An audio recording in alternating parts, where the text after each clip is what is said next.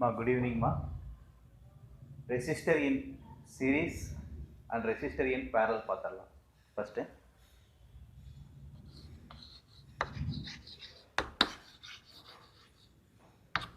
resistor in series பார்த்தரலாமா? First listen பண்ணிக்கங்க. Resistor in series னா first ஒரு பேட்டரி எடுத்துக்கலாம். இது வந்து பாத்தீங்கன்னா பெருசா இருக்கு பாசிட்டிவ்மா நெகட்டிவ். இந்த பேட்டரியில நான் இங்க ஒரு ரெசிஸ்டர் வந்து கனெக்ட் பண்றேன். தென் அதோட கண்டினியூட்டியா அடுத்த ஒரு ரெசிஸ்டரையும் இங்க கனெக்ட் பண்றேன். தென் அதோட கண்டினியூட்டியா அடுத்த ஒரு ரெசிஸ்டரை இங்க கனெக்ட் பண்ணியாச்சுமா. இதை கொண்டு வந்து இந்த சர்க்யூட்ல பேட்டரியோட நெகட்டிவ் கூட நான் கனெக்ட் பண்ணிட்டேன். இப்போ இந்த ரெசிஸ்டருக்கு என்ன பேருன்னா நான் R1 அப்படின்னு பேர் வச்சுக்கிறேன். இந்த ரெசிஸ்டருக்கு பார்த்தீங்கன்னா R2 அப்படின்னு பேர் வச்சுக்கிறேன். இந்த ரெசிஸ்டருக்கு R3ன்னு பேர் வச்சுக்கிறேன். இது உங்களுக்கு தெரியும், இதுதான் பேட்டரி. இந்த பேட்டரியில் இங்கே இருக்கிறது பார்த்தீங்கன்னா பொட்டன்சியல், விங்கிற பொட்டன்சியல் இதில் இருக்குதுன்னு அர்த்தம். சரி, ஓகே. இப்போ நம்ம இது கெப்பாசிட்டரில் பார்த்துருக்குறோம், அதே மெத்தேடு தான். ரெசிஸ்டரில் வந்து அது உல்டாவாக வரும், தலைகளாக வரும், வேற ஒன்றும் இல்லை. இப்போ பாருங்க, இந்த 3 ரெசிஸ்டரையும் சேர்த்து அது எப்படி ஒர்க் பண்ணுதோ அது ஒரே ரெசிஸ்டராக நான் கொண்டு வந்தேன்னா அந்த டயக்ராம் பாருங்க. இது பேட்டரியோட பாசிட்டிவ் நெகட்டிவ். நான் ஒரே ரெசிஸ்டராக கொண்டு வரும்போது அந்த ரெசிஸ்டரை தான் ரெசிஸ்டர் இன் பேரலல் அப்படின்னு சொல்லுவாங்க. இதைத்தான் நம்ம ஆர்பின்னு சொல்கிறோம்மா, ரெசிஸ்டர் இன் பேரலல். இது பாருங்க பேட்டரி பிடின்னு சொல்லலாம். அதில் இருக்கக்கூடிய வோல்ட்டை வந்து நான் பின்னு எடுத்துக்கிறேன். சரி, இங்கே பாருங்க, இந்த 3லையுமே இந்த டயக்ராம் பார்த்துக்குங்க. இந்த 3லையுமே போகக்கூடிய கரண்ட்டு ஐங்கிற கரண்ட்டு தான் இதில் ட்ராவல் பண்ணுது. 3லையுமே போகக்கூடிய கரண்ட்டுமா ஐங்கிற கரண்ட்டு தான். இது R1, இது R2, R3. அப்போ இந்த 3 பொட்டன்சியலுமே நமக்கு வந்து பார்த்தோம்னா நமக்கு டிஃப்ரெண்ட்டாக தான் இருக்குமா. அவங்க வந்து V1, V2, V3ன்னு கொடுத்துருக்குறாங்க. அது நம்ம V1, இது V2, இது நான் V3ன்னு கன்சிடர் பண்ணிக்கிறேன். சரி, இதில் பாருங்க, 3 பொட்டன்சியலுமே different potential because of the different resistor. ஆனால் கரண்ட் வந்து பார்த்தோன்னா 3லையுமே ட்ராவல் பண்ணக்கூடியது ஒரே கரண்ட்டு தாம்மா. இப்போ உதாரணத்துக்கு 220 வோல்ட் போகுதுன்னா அதே வோல்ட் தான் போயிட்டுருக்கு அப்படின்னு சொல்ல முடியாது. இங்கே வோல்டேஜ் மட்டும் நம்ம சார் நமக்கு பொட்டன்ஷியல் டிஃப்ரென்ஸ் இங்கே மாறுது, அந்த கரண்டோட வேல்யூ மட்டும் ஐ மட்டும் மாறுறது இல்லை. சரியா? இதில் பாருங்க, ஓம்ஸ் லா படி படிச்சிருப்பீங்க நீங்கள். வாட் இஸ் த ஓம்ஸ் லா அப்படின்னா V ஈக்குவல் டு IRன்னு படிச்சிருப்பீங்க. ஓம்ஸ் லா படி V ஈக்குவல் டு IR. இந்த V ஈக்குவல் டு IRல இங்கே ஃபஸ்ட்டு பாருங்கள், இதில் நான் V1 போட்டிருக்கிறேன். அப்போ V1ஓட வேல்யூ என்ன சார் ஆகிருக்குன்னா I வந்து காமன் R1 ரெசிஸ்டர். அதே மாதிரி பாருங்க, V2ஓட வேல்யூ பாருங்க I இன்ட்டு இந்த ரெசிஸ்டருக்கு R2. அதே மாதிரி V3ஓட வேல்யூ R3ன்னு போட்டாச்சு. ஓகேவா? சரி சார், இப்போ இந்த வேல்யூஸை நம்ம இந்த பொட்டன்சியல் யூஸ் பண்ணலாமா சார்? இந்த வேல்யூஸை வந்து பார்த்தீங்கன்னா நான் இந்த டயக்ராம் வரக்கூடிய பொட்டன்சியலுக்கு யூஸ் பண்ண போகிறேன். இதை பாருங்க, V ஈக்குவல் டு நம்ம V1 plus V2 plus V3ன்னு consider பண்ணிடலாம். அப்படி பண்ணீங்கன்னா V ஈக்குவல் டு IRன்னு தெரியும். ஸோ அதனால் V equal to IR. But இது வந்து ரெசிஸ்டர் இன் பேரலல் அப்படிங்கிறதுனால இது நம்ம RPன்னு கன்சிடர் பண்ணிக்கலாம். V1 ஓட வேல்யூ பாருங்க IR1, V2 ஓட வேல்யூ IR2, V3 ஓட வேல்யூ IR3. டைரெக்டாக ஐ கேன்சல் பண்ண முடியாதுமா, அது காமனத்துக்கு வெளியே போட்டு தான் பண்ணணும். ஸோ அதனால் ஐ வெளியே எடுத்துடலாம். Remaining answer R1 plus R2 plus R3. இங்கே வந்து பார்த்தீங்கன்னா இந்த IRPன்னு இருக்குது. இந்த ஸ்டெப்பில் தான் நீங்கள் ஆர்பியோட வேல்யூ வந்து வச்சுட்டு அந்த ஐயை வந்து கேன்சல் பண்ண முடியும். இப்போ வாட் இஸ் தான் இங்கே ஆர்பியோட வேல்யூ அப்படின்னு பார்த்தீங்கன்னா ரெசிஸ்டர் இன் சாரிம்மா ஆர்பின்னு போட்டேன், சின்ன ஒரு கன்ஃபியூஸ். இது ஆர்பி இல்லை ஆர்எஸ், ரெசிஸ்டர் இன் சீரீஸ் மாதிரி. மற்றெல்லாம் கரெக்டு தான், நான் பேரல்னு போட்டு வேறு இல்லை, ரெசிஸ்டர் இன் சீரீஸ் கொஸ்டின். அதனால் இப்போ ஆர்எஸோட வேல்யூ பாருங்கள் R1 plus R2 plus R3. இப்போ இந்த ஆர்எஸோட வேல்யூ வந்து R1 ப்ளஸ் R2 ப்ளஸ் R3ன்னு வந்திருக்குன்னா அப்போ இங்கேயுமே அது RS தான். ஏன்னா இது கன்ஃபியூஷன் அடிக்கடி எல்லாத்துக்கும் வர்றதுக்கு என்ன காரணம்னா கெப்பாசிட்டருக்குமே அந்த ரெசிஸ்டருமே கெப்பாசிட்டருக்கு வந்து பார்த்தீங்கன்னா நீங்கள் என்ன போட்டிருக்கிறியோ ரெசிஸ்டருக்கு அப்படியே ரெசிப்ரோக்கில் வராது. அதனால் அந்த கன்ஃபியூஷன் வந்து மைண்ட் இருந்துகிட்டே இருக்கும். ஸோ தெளிவாக எக்ஸாம் எழுதுங்க. அப்போ ஆர்எஸோட வேல்யூ இது ரெசிஸ்டர் இன் சீரீஸ்மா, இது ஆர்எஸ்னே கொண்டு வந்துடுங்க. அப்போ ஆர்எஸ்ன்னு போட்டால் தான் இங்கே எல்லாமே இந்த ஆர்எஸ்ங்கிற வேல்யூ வரும். இப்போ எனக்கு இது ஈஸியாக புரிஞ்சிருக்கும், என்ன கன்ஃபியூஷன் மட்டும் வந்துருச்சு எனக்கு. ஸோ நெக்ஸ்ட்டு பாருங்கள், இது டிஃபைன் பண்ண சொல்லுவாங்க. ரெசிஸ்டர் இன் சீரீஸ் அப்படிங்கிறத டிஃபைன் பண்ணுறா இருந்தால் இது வந்து resistor in series is equal to the sum of the individual resistors. கெப்பாசிட்டரில் பார்த்த மாதிரி இது சரியாம்மா? சரி, இங்கே பாருங்கள். இப்போ இதில்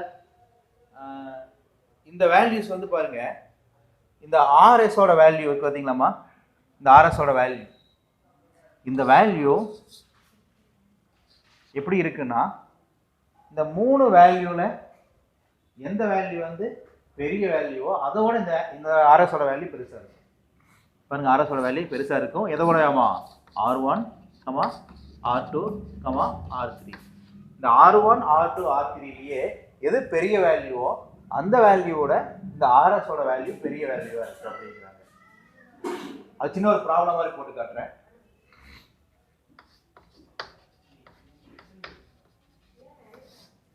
இந்த ப்ராப்ளத்தில் பாருங்க, ஆர்எஸோட வேல்யூல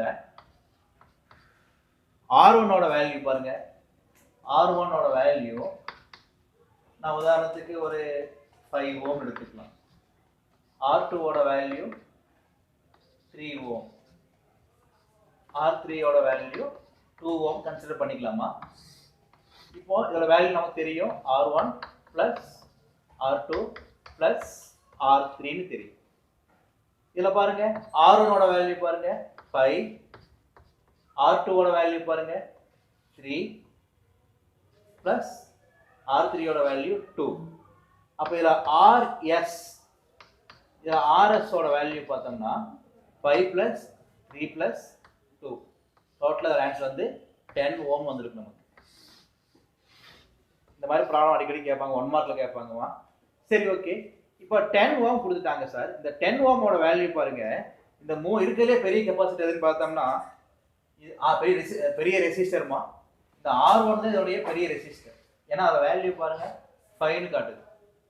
அந்த 5 விட இந்த 10ங்கிற வேல்யூ பாருங்க பெரிய வேல்யூவா இருக்கும். அதான் இங்க சொல்லிக்கிறாங்க, RSஓட வேல்யூ R1, R2, R3 விட அந்த RSஓட வேல்யூ பெரிய வேல்யூவா இருக்கும். அதுக்கு எக்ஸாம்பிள் தான் இந்த 5, இந்த 10. இதில் கிளியராக இருந்தீங்கன்னா நம்ம அடுத்தது போயிடலாமா? Good evening. இப்போ பார்க்க போகிறதுமா ரெசிஸ்டர் இன் பேரலல். இதில் பார்த்துடலாமா?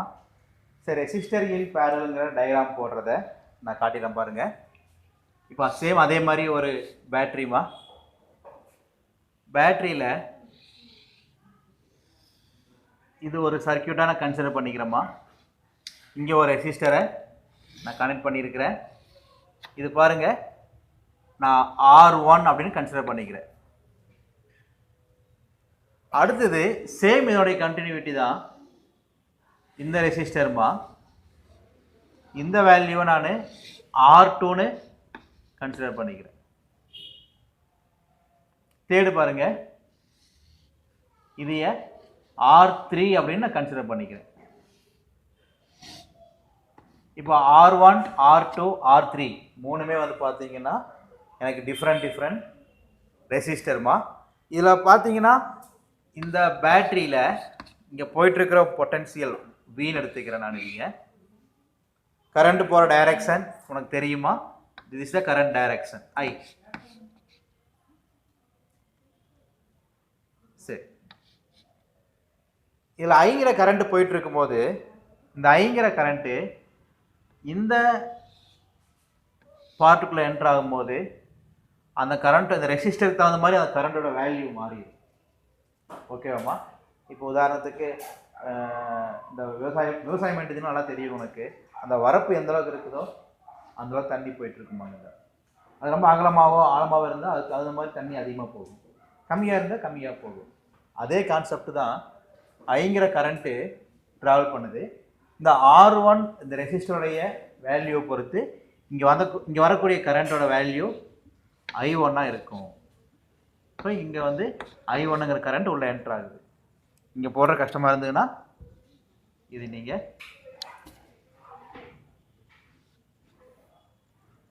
இங்கே எழுதிக்கிங்கம்மா, I1 கரண்ட்.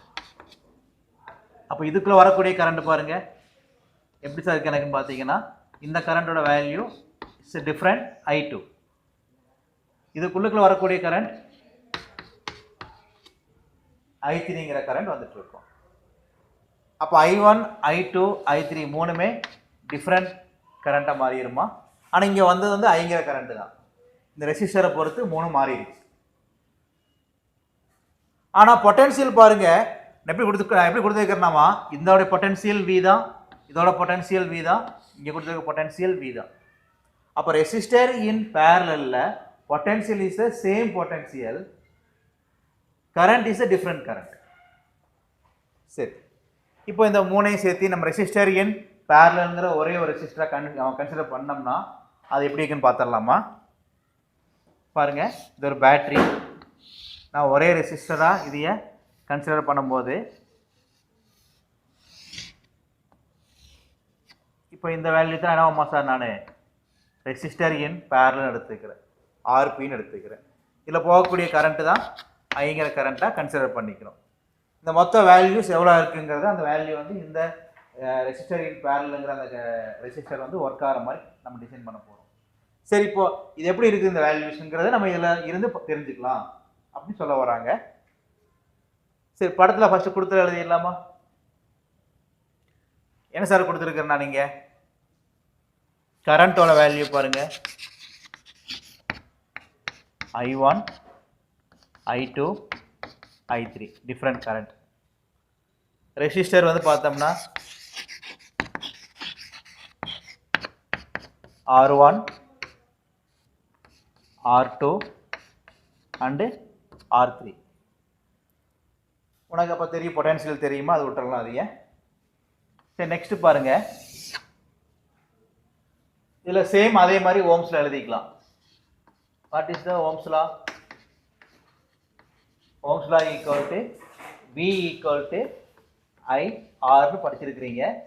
இப்போ what is the I value? எனக்கு ஐயோட வேல்யூ தான் வேணும், ஏன்னா ஐ தான் இங்கே டிஃப்ரெண்ட் ஐயா வந்து போயிட்டு இருக்குது. போன டைம் பொட்டன்சியல் Vயோட வேல்யூ தான் டிஃப்ரெண்டாக போயிட்டு இருந்துச்சுமா. இப்போ ஐயோட வேல்யூ. அப்போ பாருங்க, எனக்கு ஐயோட வேல்யூ இங்கே வேணும் போது இது V/Rன்னு கன்சிடர் பண்ணிக்கலாம். ஓகேவா? ஐயோட வேல்யூ V/R. சரி, இப்போ I1 ஓட வேல்யூ பார்க்கலாம் சார். இப்போ வாட் இஸ் த I1 ஓட வேல்யூ அப்படின்னா இந்த V பை R தான், பட் Vக்கு பதிலாக VA தான் சார். Rக்கு பதிலாக பாருங்க டயக்ராமில் R1 இருக்குது, அப்போ V பை R1. இப்போ வாட் இஸ் த I2 ஓட வேல்யூ சார்? I2 ஓட வேல்யூ பாருங்க V பை R2. இப்போ வாட் இஸ் த I3 ஓட value sir? V by R3. So V by R3. இது வந்து ஒரு டேபிள் பண்ணிக்கோங்க. இது போடாமே நீ டைரெக்டாக போடலாம், பட் சின்ன ஒரு கன்ஃபியூஷன் ஆச்சுன்னா டோட்டல் கிளாப்ஸ் ஆயிடும் உங்களுக்கு. ஸோ இந்த ஸ்டெப் போட்டு போகிறங்காட்டி உங்களுக்கு பெரிய டைம் வேஸ்ட் நமக்கு ஆகாது. ஸோ முடிஞ்ச வரைக்கும் இந்த ஸ்டெப்பை எழுதிட்டே எழுதிக்கிங்க, நான் சொல்கிறது எக்ஸாமில். ஓகேவா? சரி, இப்போ எழுதலாமா? இப்போ கரண்டோட வேல்யூ பார்த்துடலாமா நம்ம? இப்போ வாட் இஸ் த கரண்ட்?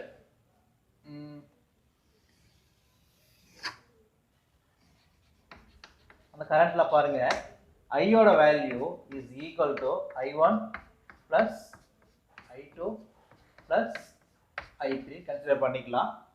இதில் ஐயோட ஃபார்முலா என்ன சார் பாருங்க, V பை R இருக்குது. ஸோ நான் V பை Rன்னு போட்டேன். பட் என்னமா இது ரெசிஸ்டர் இன் பேரலல் அப்படிங்கிறனால இது RPன்னு எடுத்துட்டேன். அடுத்து என்ன சார் ஆகும்? வாட் இஸ் I1 ஓட value? V by R1. So இது V பை R1 எழுதிட்டேன். பிளஸ் வாட் இஸ் I2 ஓட value? V by R2. So இது V பை R2 எழுதிட்டேன். பிளஸ் தேர்டு பாருங்க I3 ஓட value V by R3. So இதையும் V by R3ன்னு எழுதிக்கிறேன். நெக்ஸ்ட் ஸ்டெப்பில் இந்த VA காமன் எடுத்துடலாமா? எடுத்துட்டீங்கன்னா இது 1 பை RPன்னு மாறிடும். So what is next step sir? இங்கே VA வெளியே எடுத்துட்டோம்னா 1 by R1 plus 1 by R2 plus 1 by R3 நமக்கு கிடைச்சிருமா? இதில் இப்போ தான் இந்த Vயும் இந்த Vயும் கேன்சல் பண்ணணும். எக்காரணத்தை கொண்டு டைரெக்டாக மேலே பண்ணிடாதீங்க. சரி, நெக்ஸ்ட் ஸ்டெப் பாருங்க 1 பை RP. இதோட answer 1 by R1 plus 1 by R2 plus 1 by R3. இப்போ இதைய ஆன்சர் எடுத்துட்டு இது வந்து 1 பை RP, அதாவது ரெசிஸ்டர் இன் பேரலல்ங்கிறதோடைய ரெசிப்ரோக்கல் வேல்யூ. ஓகேவாமா? அந்த வேல்யூ தான் கிடைச்சது எனக்கு. அதாவது டிஃபைன் பண்ண சொன்னாங்கன்னா the reciprocal of the resistor in parallel is equal to the sum of the reciprocal of the individual resistor அப்படின்னு டிஃபைன் பண்ணுவோம். நம்ம இதில் வேல்யூஸ் அதே மாதிரி போட்டு பார்க்கலாம். என்ன சொல்கிறாங்களாம்மா இவங்க? இந்த பாயிண்ட் இங்கே எழுதி போடுறோமா? அதாவது இந்த RPயோட வேல்யூ இந்த 3 ரெசிஸ்டரில் எந்த ரெசிஸ்டரோட வேல்யூ ரொம்ப சின்ன வேல்யூவாக இருக்குதோ அந்த வேல்யூவோட இது ரொம்ப ஸ்மாலாக இருக்குது அப்படிங்கிறாங்க. R1, R2, R3 இந்த 3ல் எது ரொம்ப சின்ன வேல்யூவோ அதோட இந்த RPயோட வேல்யூ ரொம்ப ஸ்மாலாக இருக்குது அப்படிங்கிறாங்க. இங்கே பாருங்க, நான் போட்டு காட்டுறேன். இதில் R1ஓட வேல்யூ வந்து நம்ம வந்து 5 எடுத்துக்கலாம், இதோட வேல்யூ 3 எடுத்துக்கலாம். R2ஓட வேல்யூ, R3ஓட வேல்யூ 2 எடுத்துக்கலாம். நான் இந்த சம் போட்டு காட்டுறேன். சின்ன ஒரு ப்ராப்ளம் மாதிரி எடுத்துக்கங்க. இதையே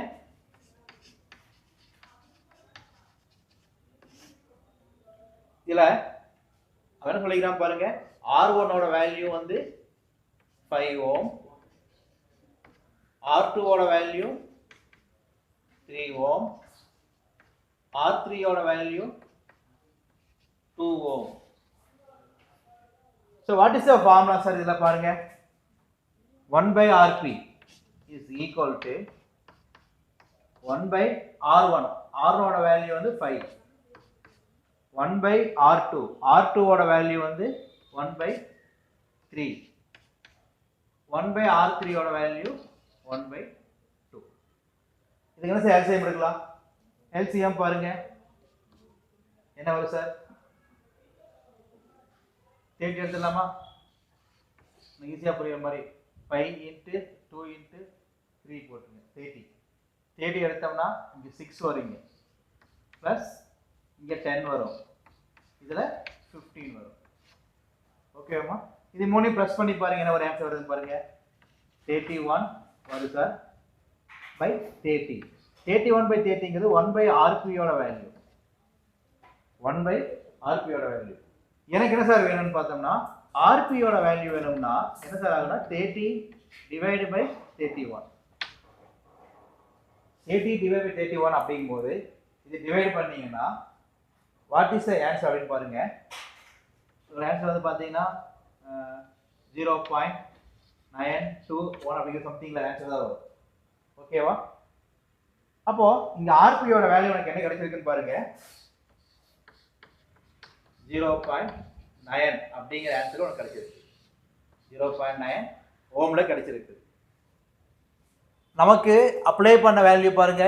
இங்க R1ஓட வேல்யூ வந்து 5, R2ஓட வேல்யூ 3, R3ஓட வேல்யூ 2. இருக்குலே சின்ன வேல்யூ வந்து இந்த 2 தான். இந்த 2 கூட அந்த 0.9 அப்படிங்கிறது வெரி ஸ்மால் வேல்யூ.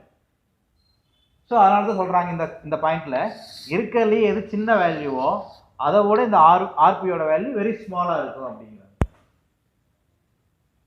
ஓகேவா? இந்த கொஸ்டினில் ஏதாவது டவுட்னா கேட்டுக்குங்க.